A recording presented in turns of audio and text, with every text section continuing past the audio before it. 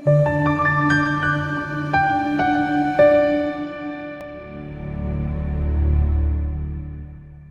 ungakhulu udlondlobale kuyona yonke nje iminxa yempilo, uphumelele, usimame, ube nokuthula, ube nozinzo empilweni. Konke okufisayo kuhambe njalo ufisa ngayo. Sibonga nje ithuba leli elinqazi vele silithola ukuthi sikhulume nawe ukhethekile, sibheke nje udaba lamaphupho. Sibonga abantu abakholelwa kakhulu kwi-channel nabakholelwayo kuthina. uNkulunkulu engathi ngaqhubeka nibusise. Baningi ke abakholelwa kakhulu endleleni sichaza ngayo. Abaningi bayasizakala, abaningi bayakhanyiseleka noma besifonela, abaningi bayasizakala.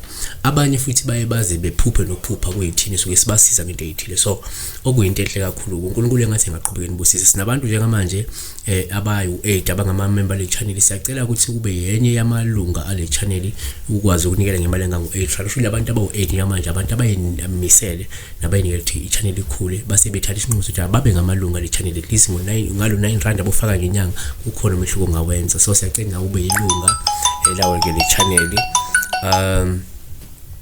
Nako kubalekile ngaza ukuthi sibheke udaba lawo likaKhumutsi orabathi ulisawubona. Pastor, ngicela la ukubuza ukuthi uma uphupha ingungumbane, ingungumbane porcupine ngesingisi.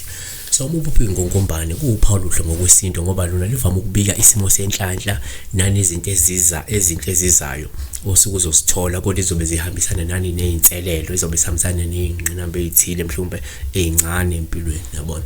Number 2, singathi thina uma usuphupha ingungumbane kuwuphawu olubika kakhulu uma isekuhlasela, ngoba lokho kusho ukuthi kumele mhlawumbe uqaphele, ungase uvuke lo muntu ongahle akuhlambalaze noma kululaze noma ke akukhulume kabi empilweni noma akakwenze kabi.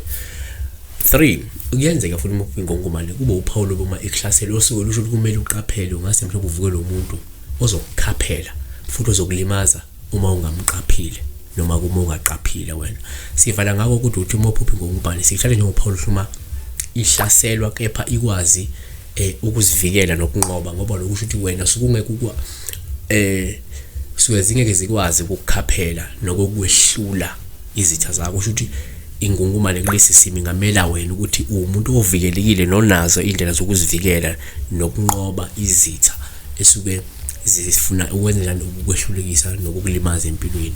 Uma ukuthi ihlaselwa izinja noma ihlaselwa into ethile kodwa ikwazi ukulwa ezinqoba, kusho ukuthi isho ukuthi you are not prone to ama enemies, yabona. Umuntu onamandla, umuntu ovikelekile, yabona izidalwa zakho uNkulunkulu ukuvikela yakulwela. So siyabonga kakhulu, but ngaloko lokho ingungumbane uphawu luhlelo lwenhlanhla nophawu lwezinto ezinhle ezizayo ukuthi izobe sifika zihambisana nezinselelo ezithile, yabona. Siyabonga. May God bless you.